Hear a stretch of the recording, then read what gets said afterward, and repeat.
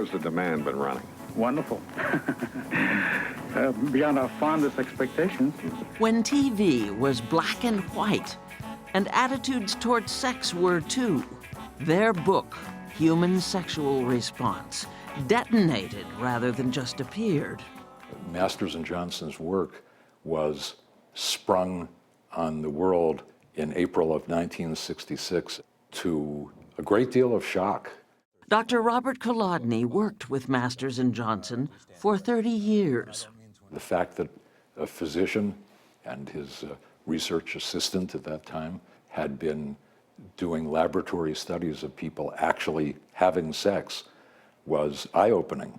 They seem so tame, Dr. Bill Masters and Virginia Johnson, deliberately cooling down a hot topic. If one is looking for pornography, one's going to have a long look.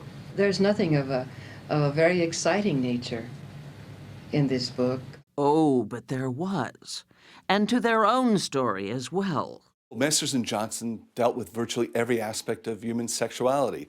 Thomas Mayer wrote a biography of Masters and Johnson. Instead of the male being the more powerful of the sexes, what they were clinically showing was that women actually had a greater capacity for sex. They found out that older people can enjoy sex. Mayer's book inspired Masters of Sex on CBS-owned Showtime, which shows in pretty steamy detail how exactly gynecologist Masters began his research in 1954, observing prostitutes. Their studies were conducted in absolute secrecy at Washington University in St. Louis. If I can make the camera small enough, it'll allow the viewer to actually witness it in real time.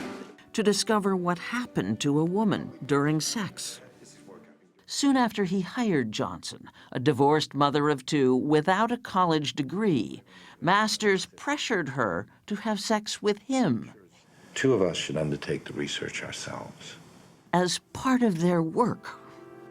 She said that she really didn't want to have sex with him, but she didn't want to lose this job. In today's terms, that would be... Yes, definitely would be considered sexual harassment. But in 1970, Masters divorced his wife of 29 years and almost immediately married Johnson. By then, their names had long been linked professionally.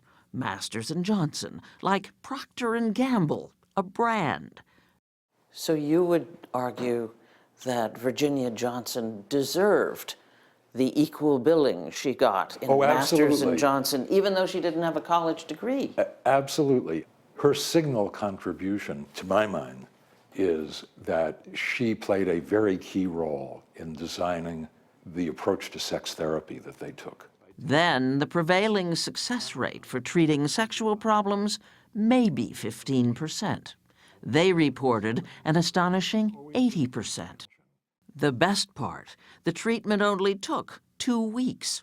They taught couples how to touch one another again, literally how to communicate physically, where it had broken down. Playboy's Hugh Hefner helped bankroll their work. As the national dialogue about sex became more candid, they informed the conversation. You have just done what Masters and Johnson would call a premature ovation. The laughter was good-natured until the publication of their book on homosexuality in 1979. I assume you consider it a key finding, which some people are surprised at, and some people seemingly are disagreeing with already, that you can convert people who want to be converted from homosexuality to heterosexuality. Actually, this is true. Masters was ridiculed, his conversion results questioned. Do you, in your heart of hearts, believe that at some level, Dr. Bill Masters exaggerated, yes, fabricated? At the least exaggerated. And then came the bombshell. The couple who taught other couples about sex was getting a divorce. In 1992, after 21 years of marriage, Masters left Johnson for another woman. Regardless of the tragic way their love story ends, fundamentally, their story is about bringing medicine and science into discussion of sexuality. Masters died in 2001, Johnson in 2013, their once famous names practically forgotten. These are the names we know now. Premarin Vaginal Cream treats vaginal changes due to menopause. Ask your doctor about Viagra.